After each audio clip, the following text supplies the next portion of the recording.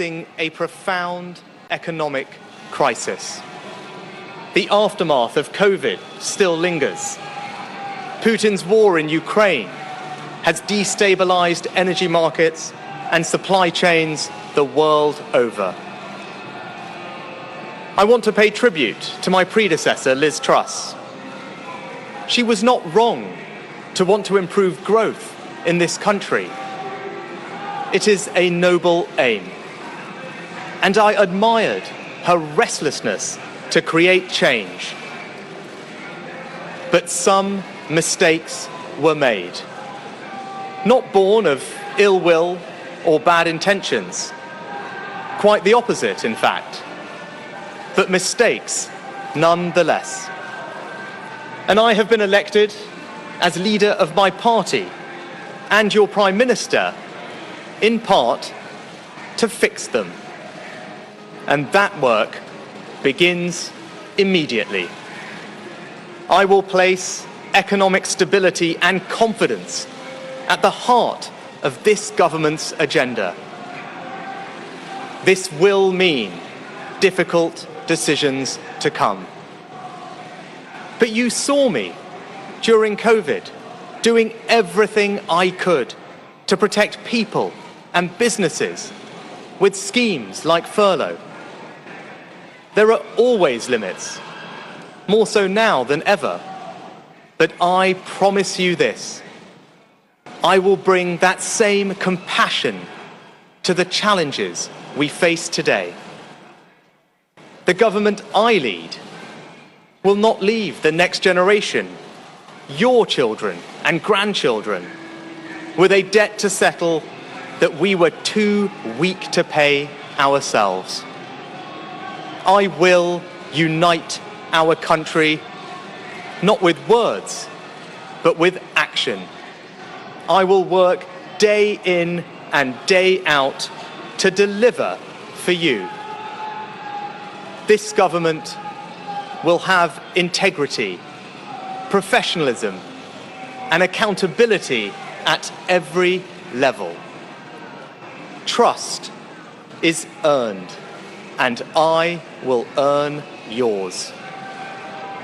I will always be grateful to Boris Johnson for his incredible achievements as Prime Minister, and I treasure his warmth and generosity of spirit. And I know he would agree that the mandate my party earned in 2019 is not the sole property of any one individual.